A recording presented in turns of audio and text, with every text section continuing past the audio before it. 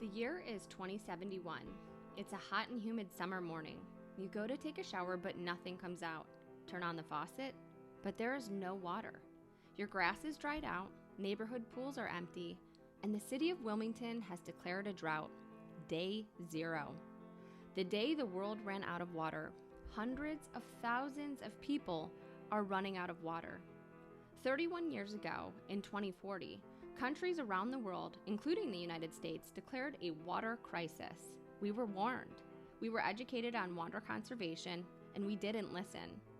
In 2017, countries like South Africa were already reaching their day 0, but that was far away.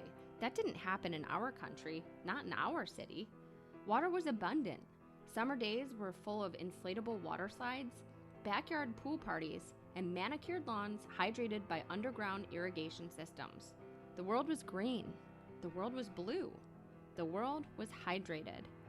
But we were warned. We were polluting our water, using inefficient irrigation methods, overusing our water, and we were resistant to make small changes in exchange for big differences in our future. Now, wake up. It's 2021.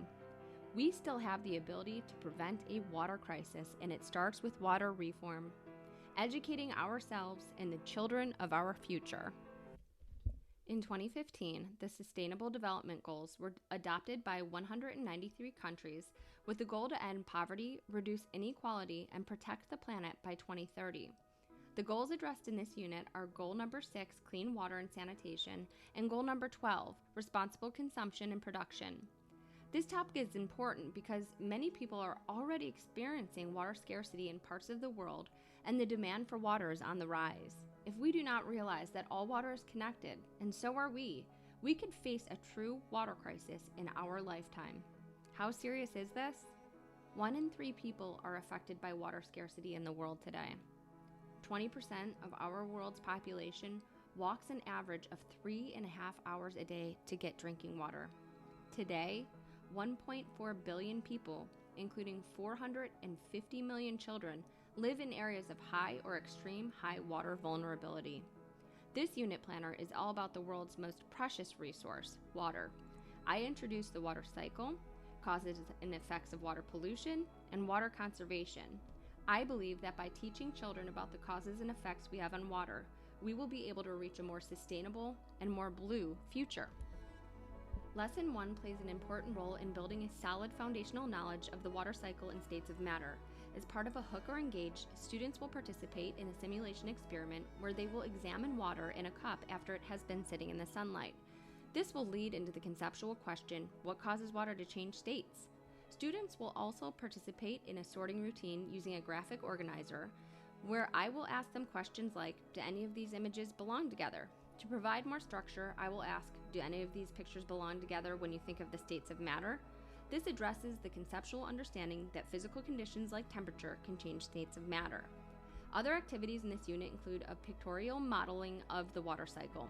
Students will work together in groups to create concept maps that include key stages of the water cycle. After analyzing the maps, students can generalize that water circulates through a continuous pattern. Assessments included in this lesson are a KWL thinking routine as a pre-assessment to help identify student baseline knowledge, and a reflective journal or talking prompt. The pictorial model of the water cycle will act as a summative assessment for this lesson. After building a solid understanding of the water cycle, Lesson 2 will focus on water pollution. Students will participate in a See, Think, Wonder routine, looking at a collage of photos to stimulate their curiosity regarding the different types of pollution. This addresses the conceptual understanding that humans use natural resources to meet their wants and needs. Next, students will participate in a pollution hands-on experiment. Using a town model, students will use sprinkles, soy sauce, icing, and food coloring to spray different pollutants such as fertilizer, oil, paint, and soap all around the town. Using a spray bottle, I will spray the town to represent rain. Students will be able to visualize how all of these pollutants that we use run into the lakes, rivers, and streams, leading to the conceptual understanding that humans impact the natural environment through the use and disposal of natural resources. Assessments included in Lesson 2 are a carousel brainstorm for the pre-assessment, share what you learned writing activity as a formative assessment, and a consensogram. Lesson 3 focuses on water scarcity and conservation. After watching 4 different films on water scarcity, students will use a cross-comparison chart to identify the problem, result, lesson or moral, and thoughts or opinions of each film. After, students will reflect by writing what a day without water would look like to them. Taking action is the most important part of this unit. In order to teach students to become responsible global citizens, we want to empower them to make a change. The goal for this is to have students create posters to promote water conservation around their community. I will ask students what they think we can do to continue to protect natural resources like water.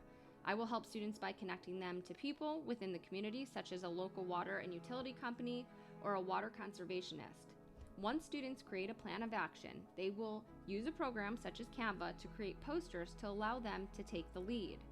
Students will understand that responsible citizens can make positive changes within the community by protecting and conserving natural resources.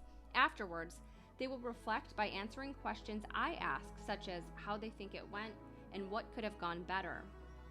As part of the final project, students will learn about the elements of storytelling. First, we will create a concept map using storytelling elements and stories we have watched.